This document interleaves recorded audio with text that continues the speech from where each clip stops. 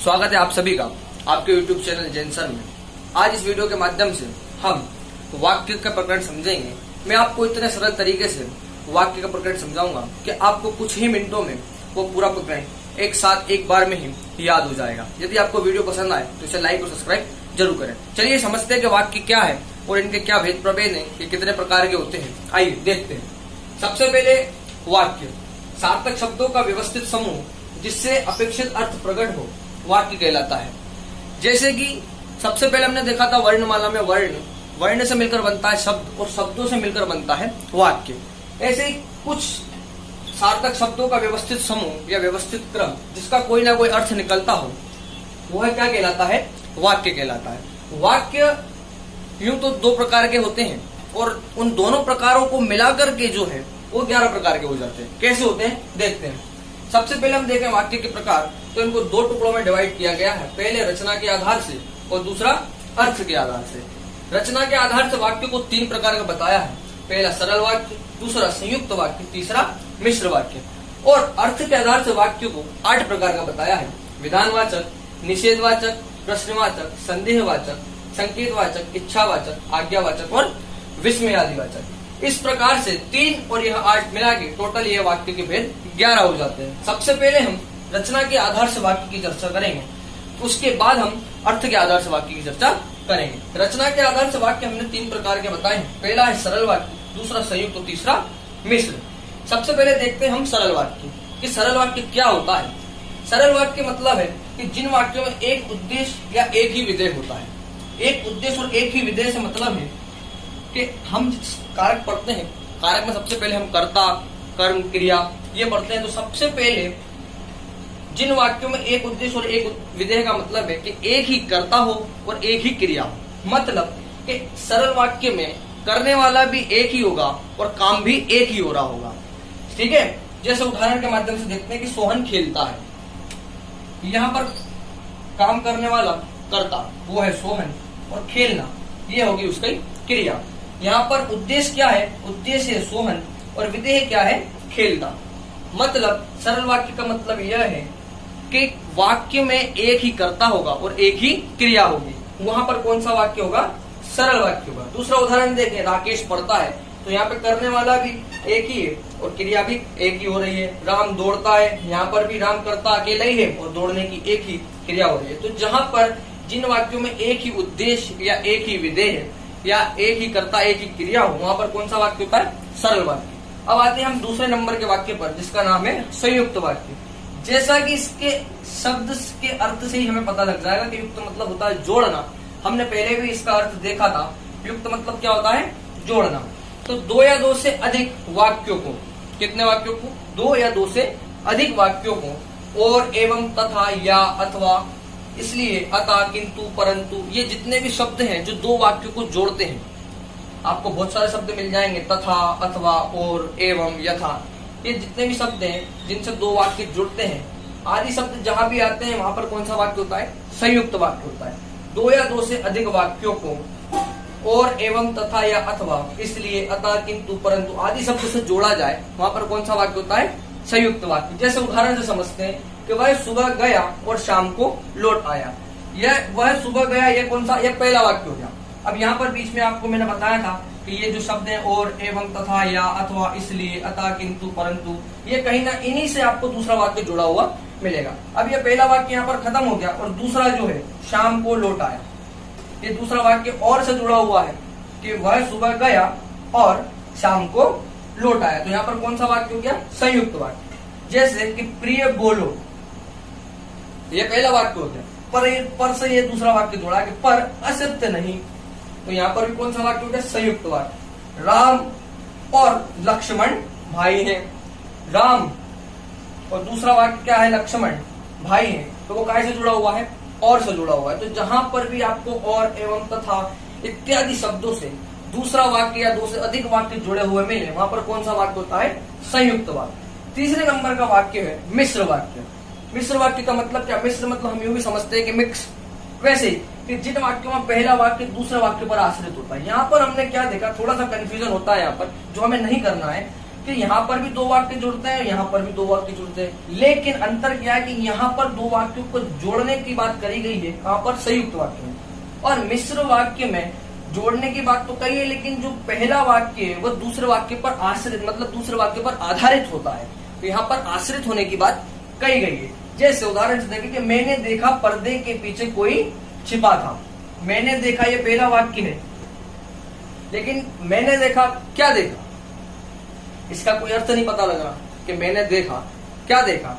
जब हम दूसरे वाक्य को देखेंगे कि पर्दे के पीछे कोई छिपा था, तो हमें पता कि हाँ, हमें पता चला कि उसने क्या देखा या मैंने क्या देखा कि पर्दे के पीछे कोई छुपा था। तो जो पहला वाक्य है इसका कोई अर्थ नहीं है, लेकिन जब ये दूसरे वाक्य से जुड़ा तो इसका अर्थ बना।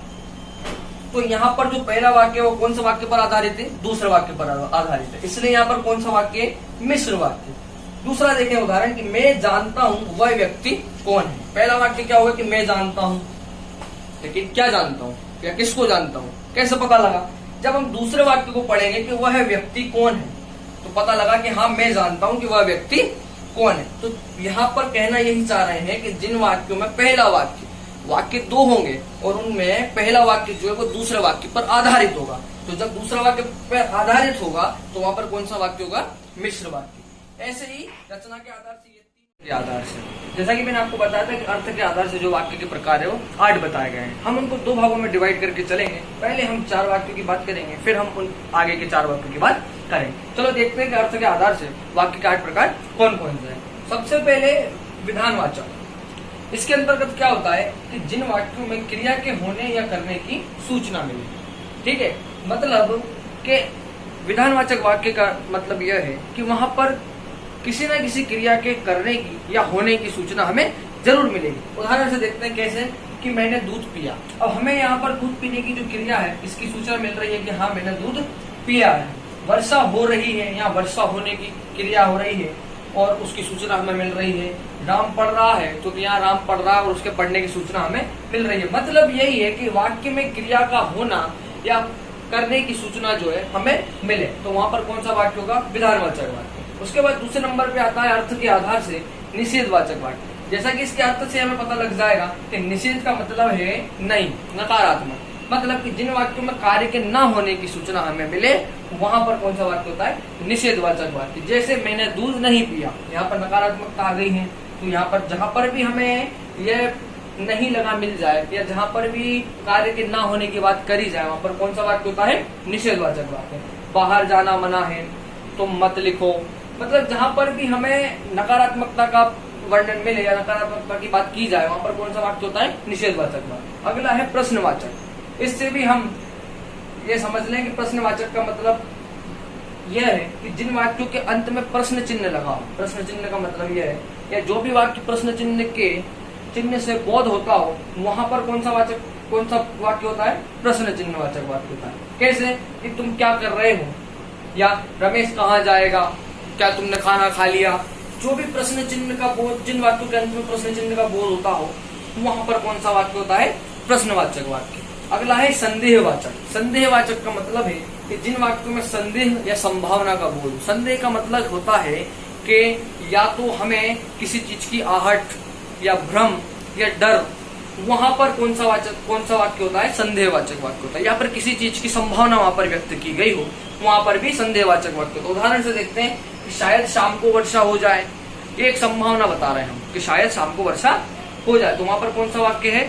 संदेहवाचक वाक्य। हो सकता है राजेश आ जाए, ये भी एक संभावना है कि हो सकता है राजेश आ जाए, वहां पर भी कौन सा वाक्य है? संदेहवाचक वाक्य। दरवाजे पर कोई है। अब यहाँ पर हमें डर महसूस हो रहा है या हमें भ्रम है कि दरवाजे पर कोई है। जैसे आपने देखा होगा कभी हवा से धीरे धीरे दरवाजा बंद होता है तो उसमें से एक ध्वनि उत्पन्न होती है और उस ध्वनि से अगर हम अकेले कमरे में हो तो एकदम डर से जाते हैं कि कोई है, तो हमारा वो भ्रम होता है। तो या हमें संदेह होता है कि वहां पर कोई है कि नहीं, तो वहां पर कौन सा वाक्य होगा? संदेहवाचक वाक्य होगा। ठीक है।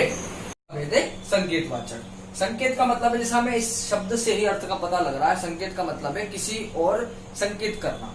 ठीक है, या किसी और, जिसे किसी चिन्ह से हम किसी चीज की पहचान करते हैं तो वो उसका संकेत चिन्ह जिसको हम बोलते हैं। ऐसे यहाँ पर भी संकेत का मतलब यही है कि जिन वाक्यों में एक क्रिया का होना दूसरी क्रिया पर निर्भर होता है उन्हें संकेतवाचक वाक्य कहते हैं। मतलब जो पहला वाक्य है वो दूसरे वाक्य की ओर संकेत कर रहा है कि पहले वाक्य में जो क्रिया हो रही है वह दूसरे वाक्य की क्रिया पर निर्भर है। उदाहरण के लिए देखते हैं कि यदि बारिश होती तो पानी की कमी ना होती। ये यहाँ पर पहला उदाहरण मैंने लिख रखा है कि यदि बारिश होती तो पानी की कमी ना होती। अब यहाँ पर बारिश होने की जो क्रिया है वो पानी की कमी ना होती, दूसरे वाक्य की जो क्रिया है इस पर निर्भर करती है।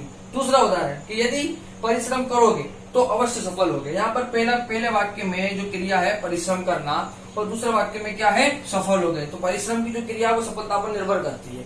तो यहाँ पर यही कहना चाह रहा है कि जिन वाक्यों में एक क्रिया का होना दूसरी क्रिया पर निर्भर होता है, मतलब पहले वाक्य की क्रिया दूसरे वाक्य की क्रिया पर निर्भर करती है, तो वहां पर कौन सा वाक्य होता है संकेतवाचक। अगला 6वें नंबर का है इच्छावाचक। यह शब्द से पता लग रहा है कि यहाँ पर कोई ना कोई इच्छा प्रकट की जाती है। कैसे कि जिन वाक्यों में इच्छा, शुभकामना, आशीर्वाद, आशा आदि के भाव प्रकट हों। यहाँ पर इच्छा के भाव भी प्रकट हो सकते हैं, शुभकामनाएं भी, आशीर्वाद, आशा आदि के भाव जहां पर भी आपको प्रकट दिखे वहां पर कौन सा वाक्य कहा जाता है इच्छावाचक। इसका उदाहरण देखते हैं कि मेरा आज बाहर जाने का मन है, यह एक इच्छा है। मैंने बोला कि मेरा आज बाहर जाने का मन है, यह एक इच्छा है। दूसरा वाक्य कि आप अच्छे अंकों से पास हो, ये क्या है कि जब हम पहले वाक्य में तुमने देख रहे कि मेरा आज बाहर जाने का मन है, तो यहाँ पर तो इच्छा प्रकट हो रही है कि क्योंकि मेरा बाहर जाने का क्या है मन है, तो यह मेरी इच्छा है कि मैं बाहर जाना चाहता हूँ। ठीक है। दूसरा वाक्य कि आप अच्छे अंकों से पास हो, ये मैंने आपको शुभकामनाएं दी कि आप अच्छे अंकों से पास हो, ये शुभकामना हो गई। कि सदा कल्याण हो, ये एक आशीर्वाद हो गया कि सदा कल्याण। तो कि जहां पर भी हमें इच्छा, शुभकामना, आशीर्वाद, आशा ये आदि शब्द मिलते हैं या इनका प्रयोग जिन वाक्यों में मिलता है या इनके भाव जहां पर प्रकट किए जाते हैं वहां पर कौन सा वाक्य होता है इच्छावाचक वाक्य। इसके बाद 7वें नंबर का वाक्य आज्ञावाचक। इसमें क्या होता है कि यहाँ पर भी हमें शब्द से पता लग रहा है कि आज्ञा का मतलब है कि हमें किसी को ऑर्डर देना है या किसी को हमें आज्ञा देना है।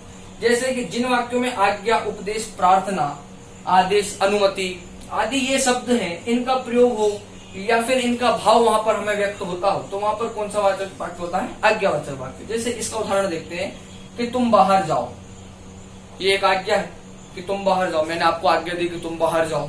दूसरा है कि तुम खेलने के लिए बाहर जा सकते हो, ये एक अनुमति होगी, मैंने आपको अनुमति दे दी कि हाँ आप बाहर खेलने के लिए जा सकते हो।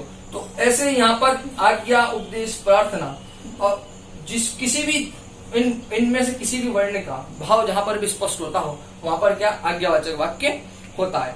लास्ट जो है वो है विस्मय बोधक। इसका मतलब क्या है कि जिन वाक्यों में आश्चर्य, हर्ष, क्रोध या घृणा इनका भाव प्रकट होता हो या इनका उपयोग किया जाता हो वहां पर क्या है, वहां पर विस्मय बोधक वाक्य होता है। उदाहरण कि वाह कितना सुंदर दृश्य है, वाह कितना सुंदर दृश्य। एक आश्चर्यजनक बात है कि हम किसी भी चीज को देखकर एक आश्चर्य करते हैं कि वाह वह कितना सुंदर दृश्य है या वो कितना सुंदर व्यक्ति है या वो कितनी सुंदर जगह है। तो ये जो आश्चर्यचकित जो बात होती है वहां पर भी विस्मय बोधक वाक्य होता है। दूसरा है कि बस करो तुम्हें कुछ समझ में नहीं आता, ये क्रोध हो गया कि बस करो तुम्हें कुछ समझ में नहीं आता। तो जहां पर भी हर्ष, क्रोध, आश्चर्य या घृणा के छी कितनी गंदी चीज है वो घृणा हो गई, किसी भी चीज से ग्लानि उत्पन्न करना वो घृणा। तो जहां पर भी इन आश्चर्य, हर्ष, क्रोध, घृणा आदि के भाव को प्रकट किया जाता है वहां पर कौन सा वाक्य होता है विस्मय बोधक वाक्य होता है। ठीक है। अगर आपको ये वीडियो पसंद आया हो तो इसे लाइक और सब्सक्राइब जरूर करें और ज्यादा से ज्यादा शेयर करें।